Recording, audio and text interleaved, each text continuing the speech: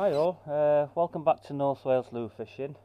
What I want to do today is just go through what I use hard plastic wise for catching bass around North Wales. Now don't get me wrong, this isn't the be all and end all collection. This is just something that catches for me. Feel free to add to it in the comments. I'm no expert, but what I don't like to see is people spending big money on lures that aren't going to catch. So generally this is what you need to be looking for. Like I said, it's not the expert's guide, it's just something to help beginners and kids getting into the sport. What you're generally looking for is something that's going to mimic what the bass are hunting for. And what that is greater sand eel, lesser sand eel, sprats, sardines, mackerel, herring, sand smelt, things like that. So if you've got something that mimics that kind of fish and you put it in front of a bass, a feeding bass, then you won't go far wrong really. I think the hardest part is finding where the bass are. So and it's safe to say that the three most important things is the action of the lure, its casting ability, and the colour. If it's got a good action in the water, it's going to attract fish. If you can get it out to the fish, if you can cast it far enough, you're going to be in the zone. And the colour as well, I think if you've got a hint of silver or something that's reflective, it gives you the edge. Light doesn't penetrate the water so good, so if you can reflect that light, it's going to attract the fish. You know, it's going to catch its eye and it's going to go for it. That's my opinion anyway. So the three sort of classes we've got are deep divers, shallow divers, and surface lures, and I'll go through each one. I'll start with the shallow divers because that's what I use most. I'll try and remember their names for you, but I'm not cut out on names. Most of them are Japanese, and it is fair again to say that the high-end Japanese ones are the quality ones. They've got a great finish, they cast like a bullet, and generally they've got a good action. And a good tip as well is to look online, YouTube. A lot of these Japanese sites will have the action of the lure on there. You know, you can see it in a swimming pool environment. They tend to show how the lure works, so that's a good tip.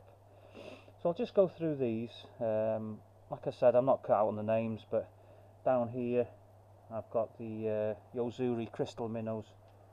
I've caught fish on these, relatively cheap compared to some of them, but I've got that in mackerel. I think that's a ghost colour, and they come in different sizes.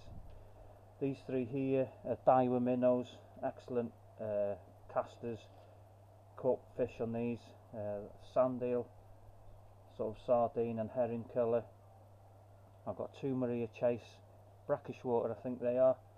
They're in like a pearlescent colour, used a lot of them as you can see on that one. This one here, that's got a great action. I've only bought that last year and I haven't caught anything on it yet, but I'll be using that this year. Angel Kiss, Maria Angel Kiss, Nabarone, and feed shallow at the top there, and all the good ones got a good finish. I mean, look at that, that's absolutely superb. So moving on, at the top there, the old thunder sticks, got a jointed storm thunder stick and a solid one. They don't cast very well, but they've got a great action. This one here, that's new to me as well. That's can't remember what that's called. Fake bait. So I'm going to try that this year. Moving down, we've got flash minnows. These are three types of flash minnow. Again, sand eel colour. You know, you've got like a herring type colour. Shore catch. These are cheap, but they've got a hell of a good action. They're going to mimic like small pollock. These jointed minnows here, rebel jointed minnows, those are my safe bets. You know, when all else fails, these come out. Got a lot of bass on these. especially in the Menai Straits. That's why I've got 3 of them. I think it's called Tennessee Shad. So it's the Rebel Minnow Tennessee Shad. If you want to look online for one of them, it's worth having one of them in your kit. Of course, you've got the Rapalas, and that's a Rapalo glass minnow. Great action on that as well.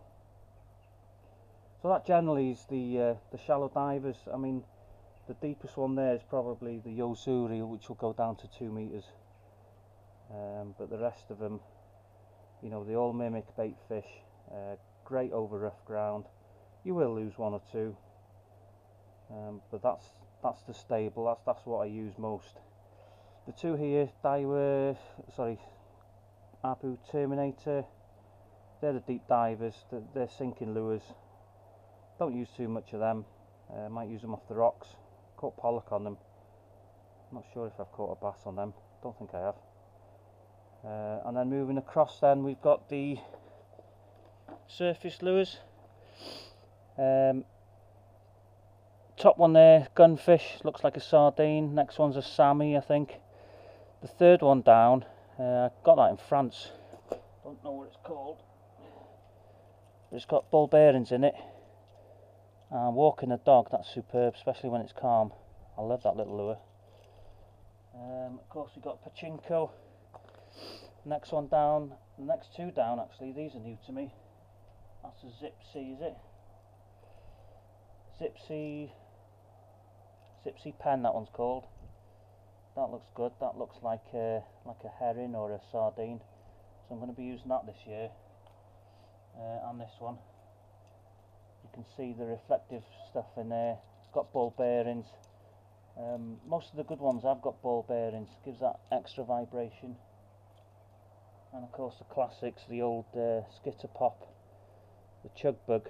Still catches fish, that. I mean, look at the state of that. That's been used a few times. And these 2 here, I bought them because they look like Sprats. So, you know, if the fish are timid, or, you know, you just got to chop and change. You need to get to know your lures, see what catches, and then, you know, you take what you're confident in. I mean, I don't take all these out with me. The ones that don't catch stay in the shed, and the ones that do catch come out with me all the time. So that's just a rough guide really of what you need to be buying, you know, and it's fair to say that you do need to spend a bit of money. You know, the top end Japanese one, they go for like 25 quid. I haven't got any of them because these do the job just as well.